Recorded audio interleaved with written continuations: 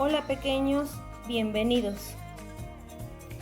El día de hoy estudiaremos la L. Posiblemente la conoces como L, pero recuerda, la vamos a estar trabajando solo con sonidos, no con nombres. Entonces vamos a trabajar con la L. Esta suena como una sierra cuando está cortando.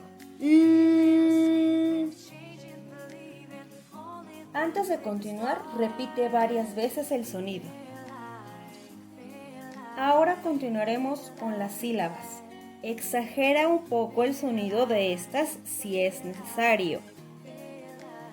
Bien, aquí tenemos sílabas que empiezan con el sonido de L. Observa.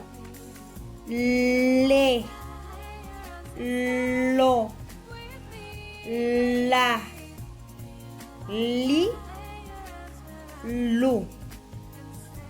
Si te das cuenta, todas empiezan con el sonido de L. Esta ocasión tenemos las sílabas al revés, es decir, primero el sonido de cada vocal y después el sonido de L. Vamos a ver. Ul, ol, il, el, al. ¿Pudiste escucharlo? Primero estoy pronunciando el sonido de la vocal que está enfrente a la consonante. U, l, o, l. Si lo junto, u, l, ul, o, l, ol, i, l, il. Repite varias veces y en diferente orden las sílabas anteriores, hasta familiarizarte con ellas. ¿Ya lo tienes? Si es así, puedes continuar.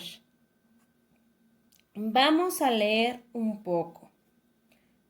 Lupe es mi mamá. Lupe es mi mamá. Muy bien, perfecto. Para lograr esto, recuerda que solamente se logra practicando. ¿Y cómo podemos practicar esto? Leyendo. Muy bien, eso es todo. Hasta la próxima.